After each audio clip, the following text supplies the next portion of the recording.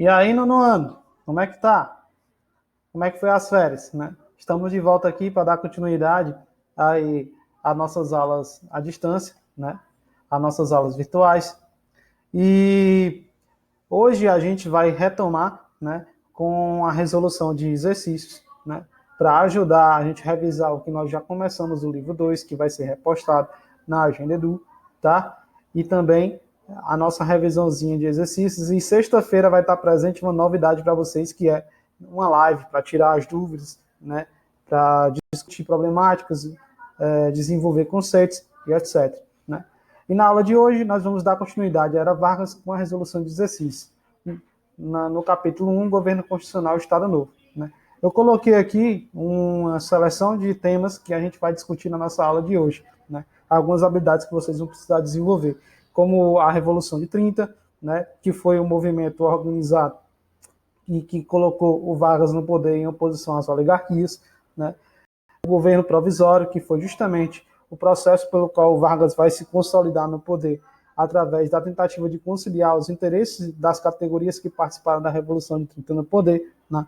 A oposição sofrida com a Revolução Constitucionalista dos paulistas, que vão resistir à dominação varguista e vão tentar retomar o Estado, né? Mas vão sofrer uma derrota militar, mais uma vitória política com a Constituição de 1934, né? Pela primeira vez vai ter voto feminino no Brasil, né? Sufrágio também, diga-se de passagem, vão ter os direitos trabalhistas, vai ter o incentivo aí à industrialização brasileira, né? Vai ter o voto secreto na tentativa de acabar com a corrupção direta e as oligarquias, né? E a fraude das oligarquias, né?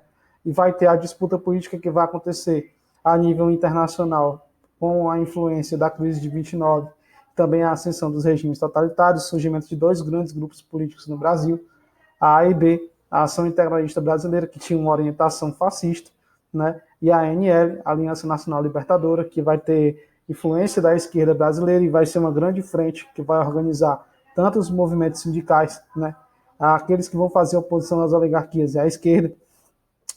E vai ter o último momento da Era Vargas, que é a instauração do Estado Novo, que é justamente um regime totalitário com influências nazifascistas, né, com a dissolução das liberdades democráticas, com o fechamento do Congresso, né, com colocando os partidos na ilegalidade, né, e utilizando-se, através da propaganda política e do rádio, né, o controle sobre o movimento de massas. Há também a criação das leis trabalhistas, né, da consolidação das leis trabalhistas em 1943, sobre o controle do Vargas, né, e que hoje está sendo mexida aí pelos governos, tanto Temer quanto o governo Bolsonaro. A gente vai discutir um pouco sobre isso também, tá certo? Então, pega o seu livro digital, abra aí na página 155, no Desenvolver e Aplicar, certo? Para a gente começar aí a nossa aulinha de hoje. Quem não tem um livro digital, acessa a ele, utiliza o seu livrinho físico mesmo, tá? Ou quem não tem livro, copia os slides, anota, tira dúvidas na nossa live, tá? E continua estudando aí com os recursos que nós vamos disponibilizar para vocês online, tá certo? Ó, nós vamos responder o Desenvolver e Aplicar da página 155, então não deixem de ver o RA da página 153 sobre a Revolução Constitucionalista, tá? E responder as atividades da página 161, questão 2, que vai envolver o tema também do Estado Novo, e o Desenvolver e Aplicar da 158, que vai dar continuidade ao nosso debate sobre a Era Vargas, certo? Vamos resolver o Desenvolver e Aplicar, e se der tempo a gente resolve os outros, tá bom? Hoje nós temos uma novidade para vocês. Nós vamos usar o nosso livrinho digital, que vai ser importante para vocês visualizarem as questões, tá? E para a gente debater um pouco mais o conteúdo que está presente nelas, tá? Olha, vai pular aí na tela. Aí. Ih, deu certo, tá? Ó, página 155, tá? Vou até colocar para vocês aqui, para vocês olharem. Sobre o Estado Novo. Desenvolver e aplicar. Essa questão é importantíssima, porque ela vai ajudar a revisar quase que o conteúdo inteiro do capítulo, tá? Vamos dar uma lida e depois comentar. Leia o texto a seguir a respeito do início do Estado Novo do Brasil, escrito pelo pesquisador Boris Fausto, talvez o grande nome da pesquisa sobre esse período no Brasil, junto com a Ângela de Castro Gomes, né? E ele diz assim: a corrente autoritária assumiu o ponto de vista de que, em um país desarticulado como o Brasil, cabia ao Estado organizar a nação para prover, dentro da ordem, um desenvolvimento econômico e o bem-estar geral. Que corrente autoritária o Boris Fausto fala? Ele fala justamente da influência que o Brasil vai ter do contexto internacional, da crise de 1929 e principalmente da ascensão dos regimes totalitários em decorrência desta, certo? A crise de 29 vai assolar principalmente os países que vão ser arrasados pela Primeira Guerra, a Alemanha, que vai sofrer a imposição do Tratado de Versalhes e vai perder diversos direitos internacionais, né? E essas ideias vão ser trazidas para o Brasil e elas vão permear o cotidiano dos brasileiros nos anos 30 inteiros, tá? Principalmente com o surgimento da AIB, que é a Ação Integralista Brasileira, uma organização com características fascistas, tá? Que defendiam o nacionalismo exacerbado, que tinham ideias xenófobas e racistas, certo? Que defendiam a importância do patriotismo e dos elementos nacionais, né? Que defendia o Brasil acima de todos, e etc. Certo? Também, dentro desse período, esse sentimento vai crescer dentro do movimento de massa. E na disputa que vai haver entre a AIB, certo? A Ação Integralista Brasileira e a ANL, a Aliança Nacional Libertadora, certo? O Vargas vai construir as bases para a instauração do Estado Novo. Ele vai derrotar tanto a esquerda organizada na frente da ANL, como também as esperanças do fascismo brasileiro. A isso, o próprio Boris Fausto vai chamar, na tese de doutorado dele, né, de o estado de compromisso. Como é que se coloca em prática o estado de compromisso? A Revolução de 30 não vai acontecer por acaso. Ela vai acontecer para impedir que as classes que tinham a possibilidade de construírem revoluções sociais não o fizessem, né? Antes de morrer, o vice-presidente da chapa do Vargas, que era o João Pessoa, falava que nós devemos fazer a revolução antes que o povo a faça. E é justamente isso que vai fazer o Vargas, certo? A burguesia industrial, junto com os setores da elite brasileira, né, que vão ser derrotados, né, nas urnas, através do controle da máquina eleitoral pela oligarquia paulista, vão se colocar em movimento, vão depor o presidente Washington Luiz e vão colocar, através da chamada Revolução de 30, o Vargas no poder. E o Vargas é um cara bastante esperto, ele vai tentar conciliar o interesse dessas classes que vão participar da Revolução de 30 no poder, para impedir que as mobilizações sociais acontecessem, uma revolução social também, certo? Primeiro, ele vai dar para o movimento tenentista, que vai ser um dos principais opositores às oligarquias, o voto secreto, que vai impedir com que o processo eleitoral fosse controlado da mesma forma que era na época do coronelismo, tá? Aí vai acontecer a famosa moralidade da política, né? A corrupção vai diminuir, a corrupção oficial vai diminuir, certo? E o movimento tenentista vai receber isso do governo Vargas na Constituição de 1934, tá? Outra coisa importante que vai ser feita, o movimento operário vai receber de Vargas também as primeiras leis trabalhistas, para impedir que eles se mobilizem contra o governo Vargas, tá? Vai ser regulamentada a jornada de trabalho, as férias remuneradas, né? A estabilidade no emprego e etc. Outra coisa importante que o Vargas vai fazer é incentivar o processo de industrialização brasileiro, né, para dar isso para a burguesia industrial, que queria tornar o Brasil um país moderno e se colocar no cenário do capitalismo internacional. E isso vai acontecer entre as duas guerras, então a Primeira e a Segunda Guerra Mundial, na tentativa de substituir aquilo que era importado, é uma industrialização de substituição das importações, e posteriormente vai ser investido na indústria de base, né, na indústria pesada, na siderurgia, na metalurgia, etc., e vai iniciar o nacional desenvolvimentismo que a gente conhece, tá? É isso que o Vargas vai fazer. E essas ideias vão ser abertamente recebidas no país, tá? Quando um Estado Novo é instaurado, em 1937, através de um golpe que vai ser dado pelo próprio Vargas, ao forjar um documento chamado de Plano Cohen, que dizia que a esquerda brasileira estava pronta para instaurar dentro do país um regime com características soviéticas. Porém, isso não foi possível porque o próprio Vargas sabia que ele controlava o movimento de massas, até que o próprio movimento de massas não se mobilizou contra o Vargas quando a esquerda tentou o fazê-lo. 2 anos antes, em 1935, com a famosa intentona comunista.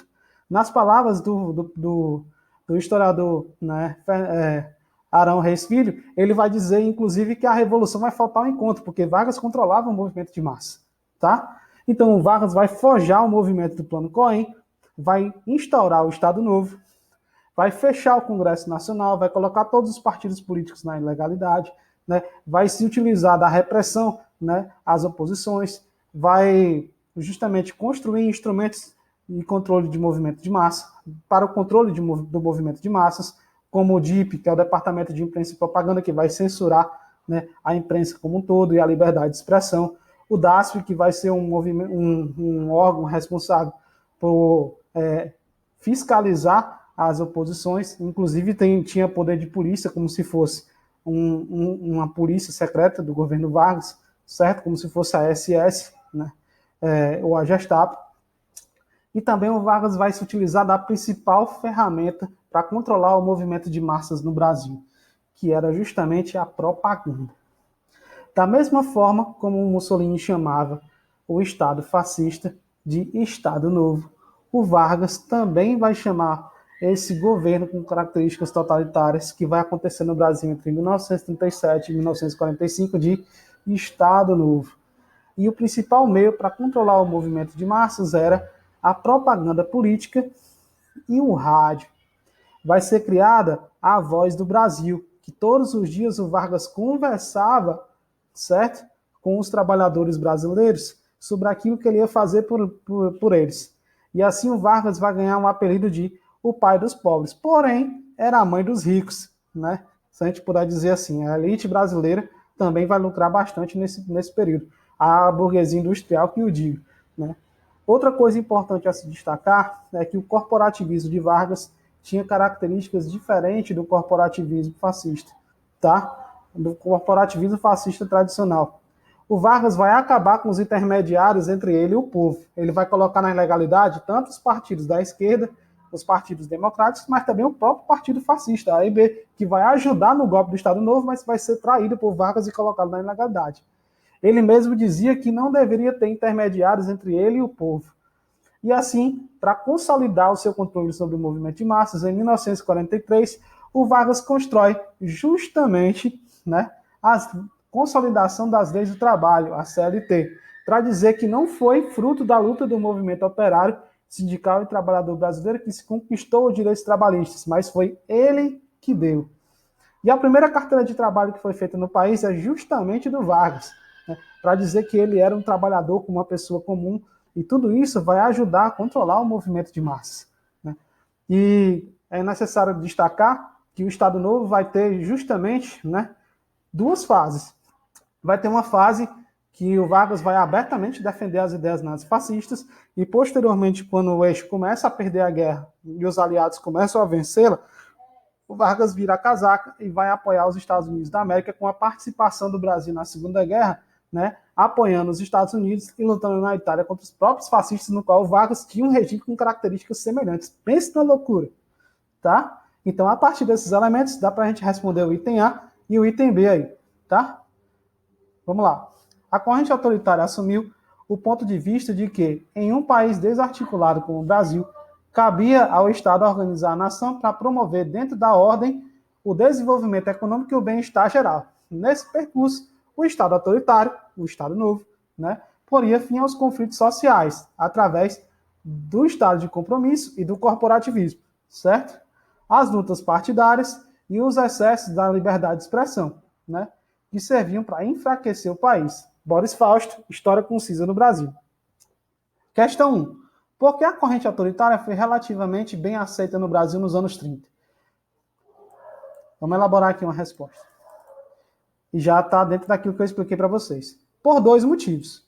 O primeiro, relacionado ao contexto internacional, no qual a crise de 29, né, e o Tratado de Versalhes vai ajudar nos países que foram destruídos pela Segunda Guerra, em especial a Alemanha, né, a ascender um governo com características, né, extremamente autoritárias, ultranacionalistas e da extrema-direita. né, os regimes totalitários, os principais deles, nazismo e fascismo, tá? Nesse contexto, né, por dois motivos. O primeiro está relacionado ao contexto internacional, com a crise de 1929, a ascensão dos regimes totalitários e a Revolução Russa com a criação da URSS. E o segundo, pelo apoio que o próprio movimento de massas ou os movimentos sociais que faziam oposição às oligarquias vão aderir a essas ideias da conjuntura internacional e vão criar internamente as suas próprias instituições para colocá-las em prática, né? O segundo elemento, ou segundo motivo, foi pelo apoio dos movimentos sociais que faziam oposição às oligarquias a essas ideias, trazendo-as para as relações políticas no Brasil, acelerando a crise das oligarquias e dando início à própria Era Vargas, certo? Então, anota a questãozinha aí de número 1, tá? No seu caderninho. Não deixem de anotar, tá bom? Ela vai ser importante para vocês revisarem. Questão 2. Quais medidas tomadas por Vargas com a instauração do Estado Novo podem ser consideradas autoritárias? Já falei em números, a gente só vai colocar aqui no papel. Né? Primeiro, o fechamento do Congresso, a extinção dos partidos políticos colocados na ilegalidade, certo? Também foi colocado na ilegalidade o Partido Fascista, A e B. Né? Para quem não sabe, o fascismo no Brasil não nasceu em São Paulo, em Rio, nasceu aqui no Ceará, nos círculos operários católicos, construídos pelo Severino Sombra, e o Plínio Salgado vai ter influência das ideias do Severino Sombra, vai levar essas ideias para a região, né, de São Paulo e do Rio, e vai construir a A e B com características da influência da Semana de Arte Moderna de 1922, né, com ultranacionalismo, e colocando em prática as ideias fascistas no Brasil, tá? Então, o fechamento do Congresso, a extinção dos partidos políticos colocados na ilegalidade, a censura aos meios de comunicação e imprensa, a repressão às oposições e o controle do movimento de massas através da propaganda, vírgula, do rádio,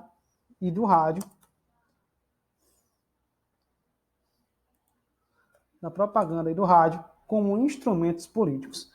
É justamente isso, essas medidas que o Vargas vai tomar, né, para dentro da instauração do Estado Novo, né, essas medidas serem autoritárias. Né? Quais medidas tomadas por Vargas com a instauração do Estado Novo podem ser consideradas autoritárias? Todas essas, que vão permear o regime inteiro e que só vão ser dissolvidas quando os aliados vencem a Segunda Guerra e existir na América, né, os Estados Unidos, como um dos grandes vencedores da Segunda Guerra, não iam querer ter um regime com características totalitárias aqui no seu quintal no Brasil. Né? Então o Vargas teve que ceder às pressões internacionais da própria burguesia nacional, ele vai ser tirado do poder pela elite e posteriormente ele vai voltar nas eleições porque o povo brasileiro tinha tanta popularidade com o Vargas que não queria que ele saísse do poder. Né? Inclusive vai organizar um movimento chamado de queremismo que vai exigir ou querer o retorno de Vargas ao poder. Tá? E isso vai acontecer posteriormente na década de 50. Gente, eu espero que vocês tenham gostado da nossa aula de hoje. Revisem as questões que também estão presentes nos slides, tá? Não deixe de acompanhar o nosso canal no CPM, YouTube, né? Preparem-se as dúvidas, né? Preparem as dúvidas para a nossa live, que vai acontecer na sexta-feira, tá? Tragam elas, discutam, né? Tragam problemáticas para a gente discutir, tá? E não esqueçam de responder às atividades do Portal SAI, né? Que inclusive muitos não estão fazendo, para que a nota de vocês não caia, tá? Um grande abraço e até a próxima.